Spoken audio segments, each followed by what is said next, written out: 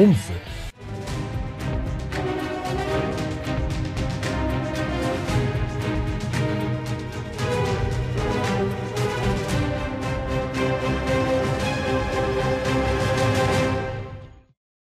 नमस्कार, आप देख रहे हैं हमारा खास कार्यक्रम द क्राइम फाइल्स। मैं हूं आपके साथ प्रथा शर्मा। तो आज हम एक नए मुद्दे को लेकर आपके सामने हाजिर हैं। इस प्रोग्राम के थ्रू हम हर बार कुछ ऐसे हादसे, कुछ ऐसी बड़ी घटनाएं और ऐसे मुद्दे को लेकर आते हैं जो आप सभी को सोचने पर मजबूर कर देगा। इसी बीच आज का हमारा ये जो टॉपिक है वो है ठगराजों को लेकर। ठगराज कैसे अपनी ठगी कर रहे हैं और कैसे इनका मायाजाल बढ़ता ही चला जा रहा है, ये हम आपको आज इस कार्यक्रम के थ्रू बताएंगे। ये चमक, ये धमक, फुलवन महक, सब कुछ सरकार तुम्ही से है। यूं तो ये ईश्वर की स्तुति की एक लाइन है, पर इस लाइन पर गौर किया जाए तो इस धरती पर सरकार पैसा है जिसे पाने की अंधी दौड़ चल रही है। इस रेस में शामिल लोगों की तादाद बहुत ज्यादा है, तो मौके का फायदा उठाने वालों की भी कमी नहीं है। आज के दौर में हर किसी की चाहत है उसके पास भरपूर पैसा हो, तंगहाली का जीवन जीना ना पड़े, विलासिता के तमाम साधन आसानी से जुटा सके। यही सोच, यही जिद मेहनत की बजाय शॉर्टकट का रास्ता अख्तियार करने पर मजबूर करता है। पैसों की लालच ऐसा कि लोग अंधे बहरे हो जाते हैं और बिना सोचे ठगराजों के मायाजाल में फंसकर मेहनत की कमाई को फूंक देते हैं। देश के हर हिस्से में ठगी के मामलों की बाढ़ सी आ गई है। कार्रवाई भी हो रही है, बावजूद इसके सिलसिला बदस्तूर जारी है।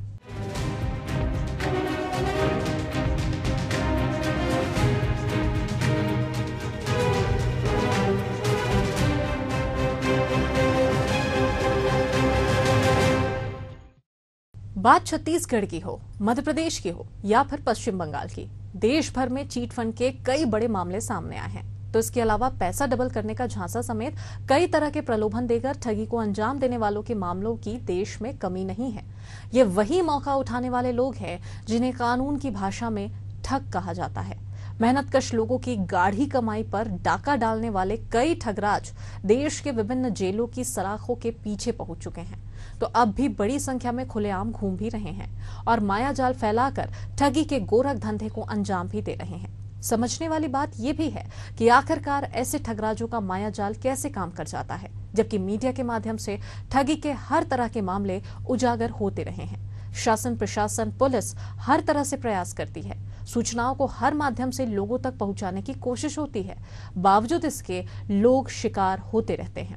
एशियन न्यूज की खास पेशकश द क्राइम फाइल्स में आज हम बात करेंगे ठगराजों के मायाजाल पर। आखिर क्या होते हैं वो तरीके, कैसे काम करता है ठगी का मायाजाल, देखिए इस रिपोर्ट में।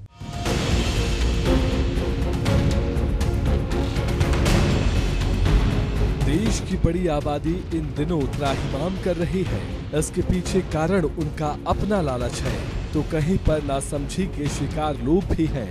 कुछ खौफजदा लोग तो कुछ अशिक्षा के शिकार हैं, या कहा जा सकता है कि जानकारी के अभाव में फंसे हुए हैं और जिस वजह से त्राहिमाम कर रहे हैं। वे शातिर ठग हैं, कहीं रकम डबल करने का तो कहीं खाता बंद होने, कहीं बीमा का पैसा डूबने का झांसा है। इन शातिर ठगों ने देश भर में अपनी माया का जाल कुछ इसी तरह से फैला रखा है। देश भर में कई चिट फंड कंपनियां करोड़ों रुपया जमा कर फरार हो गई। कई डायरेक्टर सलाखों के पीछे कैद हैं, पर शातिरों की संख्या कम नहीं हो रही है, न ही ठगी के मामलों में किसी तरह की कमी आई है। ताजा तरीन मामले छत्तीसगढ़ से सामने आए हैं, जहां एक बुजुर्ग को बीमा का पैसा डूबने का खौफ दिखाकर उनसे 80 लाख रुपए ठग लिए गए, तो दूसरी तरफ एक महिला जो शॉपिंग करने गई थी, उसके खाते में से 1 लाख रुपए कट गए। यह दोनों ही मामले छत्तीसगढ़ की न्यायधानी में इसी सप्ताह घटित हुए हैं। ठगी का एक और मामला छत्तीसगढ़ के सक्ती जिले से सामने आया है, जहां प्राइवेट फर्म में वर्क फ्रॉम होम का झांसा देकर 1,80,000 से अधिक की ठगी की गई। इन तीनों ही मामलों में अपराध दर्ज हो गया है। वहीं नौकरी के नाम पर झांसा देने वाले ठगराज को पुलिस ने धर दबोचा है। यह कोई चौंकाने वाले मामले नहीं है, बल्कि देश के हर क्षेत्र में होने वाली ऐसी वारदातें हैं जिससे देश की ही जनता हर घड़ी दो चार हो रही है। ज्यादा मामलों में पुलिस अपराध तो दर्ज कर लेती है, लेकिन शातिर ठगों की थाह नहीं मिलती। जाहिर है कि ऐसे में मेहनत की कमाई का पूरा लुत्फ ऐसे ही ठगराज उठाते हैं। और मजलूम लोग माथा पीटते रह जाते हैं। अभी रिसेंटली बिलासपुर में एक सरकंडा क्षेत्र में एक महिला के द्वारा जो है ऑनलाइन शॉपिंग की जा रही थी, जिसमें ठगों के द्वारा जो है QR कोड भेजा गया और उसको स्कैन करने से उसके साथ 1 लाख रुपए की ठगी हुई है, जिसमें सरकंडा पुलिस ने अपराध दर्ज कर लिया है और आगे की कार्रवाई की जा रही है। ऐसा ही एक मामला सिविल लाइन थाना क्षेत्र के एक रिटायर्ड कर्मचारी हैं, उनके साथ जो है उनके इंश्योरेंस के एलोकेशन को गलत हो जाने से उसको नुकसान होने की बात कहकर और उससे OTP लेकर और उससे लगातार अलग अलग झांसे देकर जो है लगभग 80 लाख रुपए जमा करा लिए गया था। जो हमारे जो चेतना विरुद्ध साइबर फ्रॉड के तहत हम जो है जागरूकता अभियान चला रहे हैं, उससे उसको जानकारी मिली और उनको तब एहसास हुआ कि उनके साथ ठगी की गई है। वो उस दिन भी 1 लाख रुपए जमा करने जा रहे थे और उसको जमा ना करके वो जो है पुलिस के पास पहुंचे और उनका मामला दर्ज किया गया है और उसमें भी आगे कार्रवाई की जा रही है। जागरूकता ही इसका उपाय है और अपराध दर्ज होने के बाद जो है आरोपी को पकड़ा जाता है, लेकिन अधिकांश मामलों में पूर्णतः पैसों की वापसी नहीं हो पाती है। इसलिए जागरूकता पर अधिक ध्यान दिया जा रहा है और लोगों में अभी भी जो है विभिन्न तरीकों से फ्रॉड हो रहे हैं और फ्रॉडस्टर जो है नए नए तरीके अपनाते हैं। पहले OTP और हेल्पलाइन नंबर के नाम पे फ्रॉड होते थे, अब जो है नए टेक्नोलॉजी को यूज़ करके AI का इस्तेमाल करके प्रार्थी की आवाज़ में या उसके रिलेटिव की आवाज़ में बात करके 30 जून को प्रतिष्ठित अखबार में work from home full time part time job का विज्ञापन देकर दुरपा बाराद्वार निवासी योगेश राठौर के द्वारा विज्ञापन में दिए गए निर्देशों का पालन करते हुए व्हाट्सएप से दस्तावेज, registration fees, entry fees, ID proof इत्यादि के लिए लगभग 1,86,481 रुपये फोन पे के माध्यम से 10 बार में संबंधित को भेजी गई। उसके बाद उनके द्वारा बार बार विभिन्न मोबाइल नंबरों से फोन किया गया और रुपए की मांग किए जाने पर प्रार्थी को संदेह हुआ। संदेह के आधार पर वह थाना बाराद्वार पहुंचा और उसने रिपोर्ट दर्ज कराई। उसकी रिपोर्ट पर थाना बाराद्वार में 420 IPC के तहत रिपोर्ट दर्ज की गई एवं बाद में उसमें साक्ष्यों के आधार पर धारा 120B, 201 IPC एवं 66D IT एक्ट जोड़कर विवेचना की गई। पुलिस अधीक्षक महोदया शक्ति के द्वारा त्वरित संज्ञान में लेते हुए बाराद्वार और साइबर सेल की संयुक्त टीम गठित करके झारखंड और रांची रवाना किया गया। रांची पहुंचकर टीम को घटना में प्रयुक्त मोबाइल धारक दीपू कुमार सिंह एवं पिता अविनाश प्रसाद मिला, जिसको हिरासत में घेराबंदी करके लिया गया। उसके पास से एक बैग मिला जिसकी तलाशी ली गई, जिसमें 9 नग मोबाइल, 2 चेकबुक और 4 रजिस्टर तथा 1,02,000 रुपये नकदी बरामद किया गया। उसके बाद उसको हिरासत में लेकर के सख्ती लाया गया। वर्तमान में उसे पूछताछ किया गया। पूछताछ पर आरोपी ने यह स्वीकार किया है कि वह मुख्यतः हिंदी भाषी क्षेत्र जैसे मध्य प्रदेश, छत्तीसगढ़, राजस्थान, महाराष्ट्र के लोगों के साथ में लगभग 1125 लोगों से उसके द्वारा बातचीत करके रजिस्टर में उसके द्वारा एंट्री की गई है और विवरण दर्ज किया गया है। इस संबंध में जो बैंक खाते और अन्य आरोपी फरार हैं, उनके संबंध में भी पूछताछ की गई है और उनकी तलाश जारी है। वर्तमान में विवेचना जारी है। आरोपी को रिमांड पे भेजा जा रहा है। बैंक डिटेल का विस्तृत विश्लेषण किया जा रहा है और जो भी बैंक डिटेल में साक्ष्य आएगा उसके आधार पर और साइबर साक्ष्यों के आधार पर जितने लोग भी शामिल होंगे उनके विरुद्ध प्रभावी कार्रवाई की जाएगी।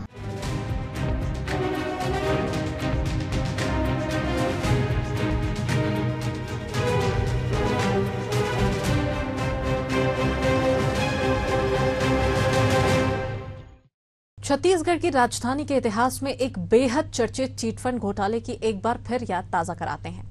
सिशोर ग्रुप ऑफ कंपनी में निवेश करने वाले और एजेंट का काम करने वालों ने 2013 में रायपुर के सिविल लाइन थाने में रिपोर्ट दर्ज कराई थी। कंपनी पॉलिसी मैच्योर होने के बाद भी उनकी रकम का भुगतान नहीं कर रही है। इसके बाद से ही रायपुर पुलिस कंपनी के अफसरों की तलाश कर रही थी। सिशोर ग्रुप ऑफ सिक्योरिटी लिमिटेड का मुख्यालय H6 299A शहीद नगर, भुवनेश्वर और कटक में स्थित है।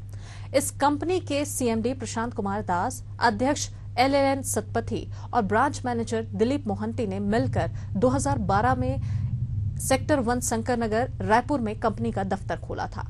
मार्च 2007 में सिमरन होटल समेत कई जगहों पर सेमिनार किया।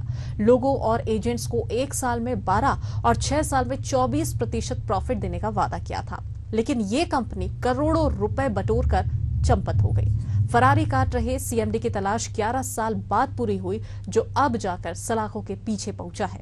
देखिए रिपोर्ट। कंपनी में निवेश करने के बाद 2 गुना रकम देने का झांसा देने वाले चिट फंड कंपनी के डायरेक्टर को पुलिस ने 11 साल बाद गिरफ्तार कर लिया है।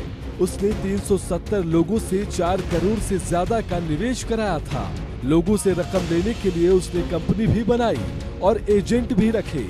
कम समय में 2 गुना फायदा का झांसा देने की वजह से लोग उसके जाल में फंस गए। पुलिस की पूछताछ में आरोपी प्रशांत ने बताया कि कंपनी खोलने के पहले वो अंगुल, उड़ीसा में एक कॉलेज में अर्थशास्त्र का प्रोफेसर था।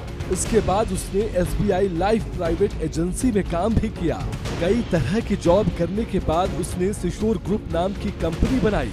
इसके कई एजेंसियां भी बनाई, जैसे Seashore pharmacy, Seashore water, Seashore dairy, Seashore rice mill आदि। वो लोगों को बताता था कि उसकी कंपनी कई तरह के प्रोडक्ट बनाती है और बेचती भी है। उसने एक योजना प्रेफरेंशियल शेयर स्कीम भी लॉन्च की। इसमें लोग शेयर खरीदकर कंपनी के मालिक बनते थे। जो जितना ज्यादा शेयर खरीदता, कंपनी में उसकी हिस्सेदारी उतनी ही प्रतिशत बढ़ जाती। ज्यादा प्रॉफिट के चक्कर में लोग बड़ी संख्या में शेयर खरीदने लगे। वो लोगों से ऑनलाइन के बजाय कैश लेकर शेयर खरीदी का सर्टिफिकेट देता था।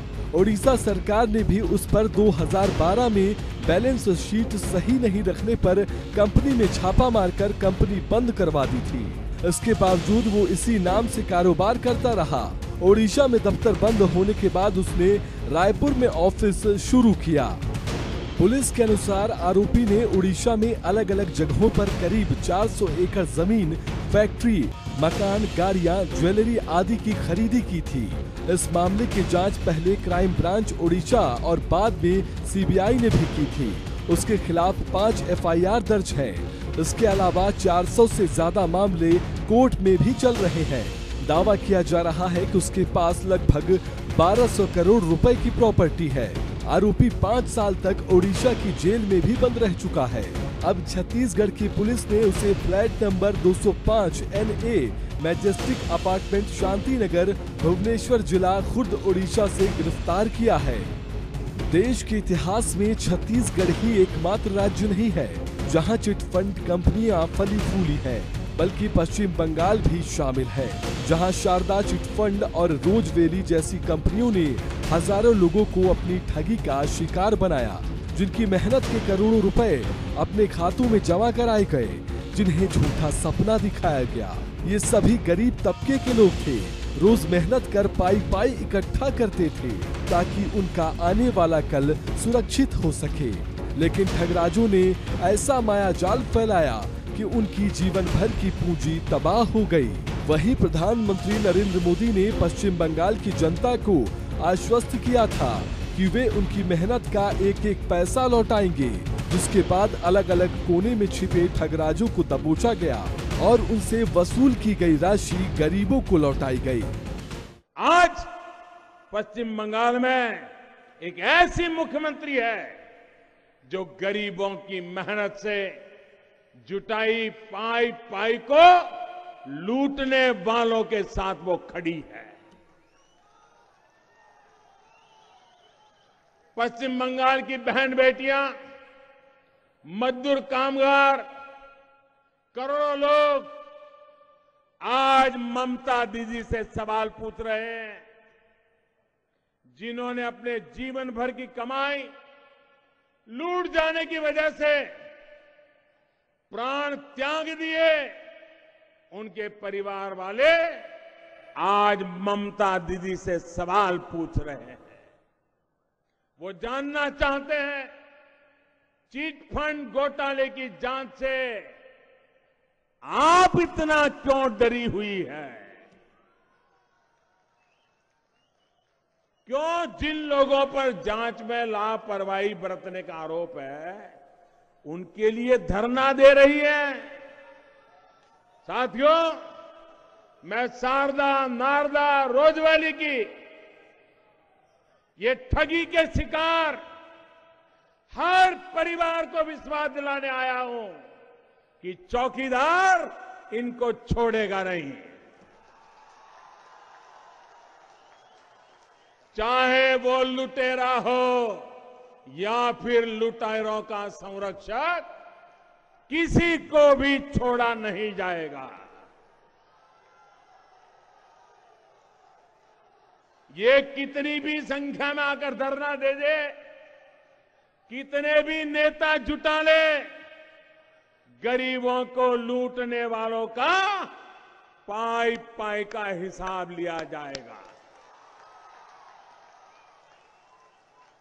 मैं चिट फंड घोटालों के एक एक पीड़ित को ये विश्वास दिलाने आया हूं कि आपको इस स्थिति में पहुंचाने वालों को कानून के दरवाजे तक पहुंचाया जाएगा।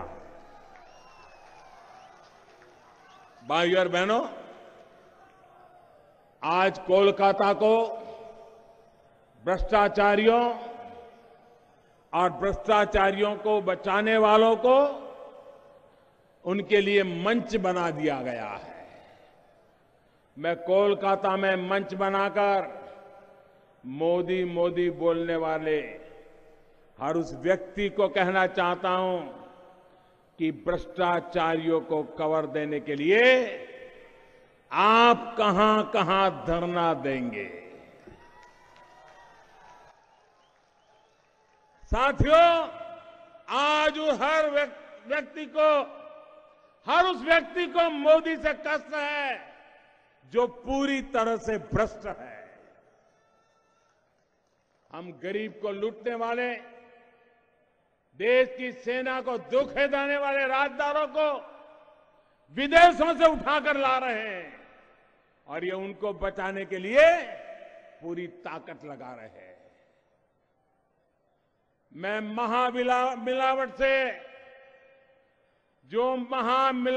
से झूठे सभी दलों को कहना चाहता हूं, दलालों, बिचौलियों और धोखेबाजों को बचाने के आपके प्रयास मोदी कभी सफल नहीं होने देगा।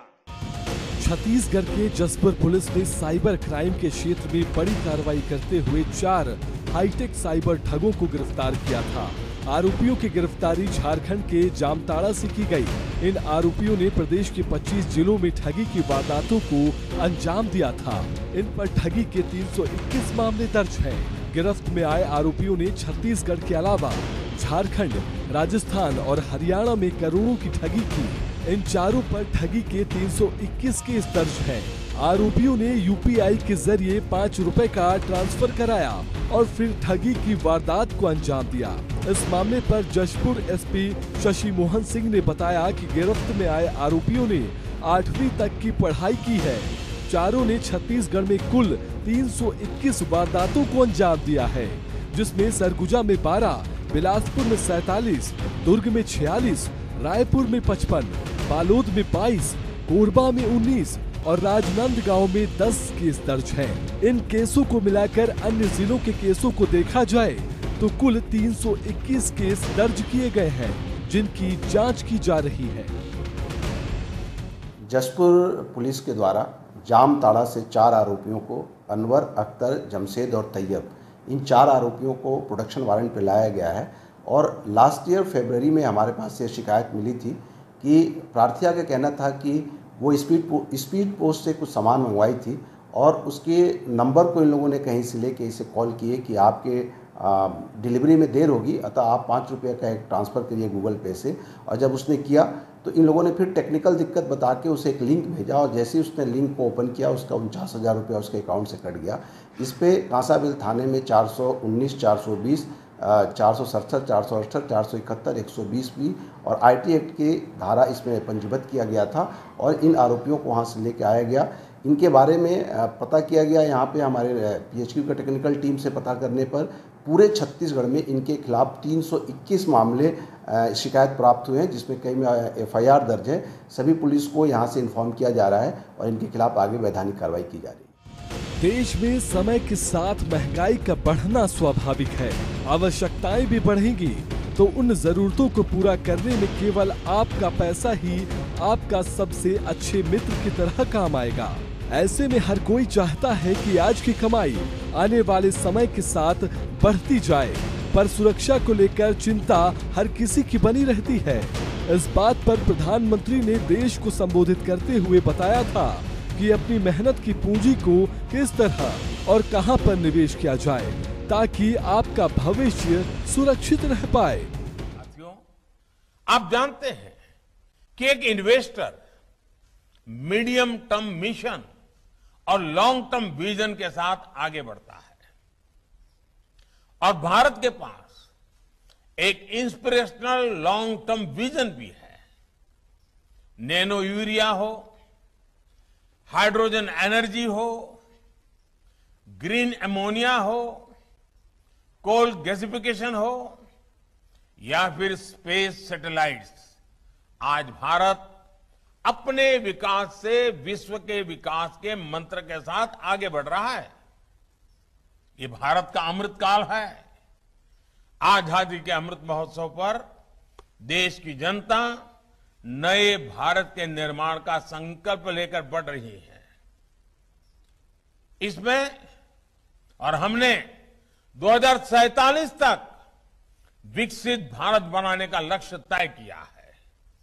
इसके लिए ये बहुत जरूरी है कि आपका इन्वेस्टमेंट और भारत का इंस्पिरेशन एक साथ जुड़ जाए, क्योंकि इंक्लूसिव, डेमोक्रेटिक और स्ट्रांग इंडिया का विकास दुनिया के विकास को गति देगा।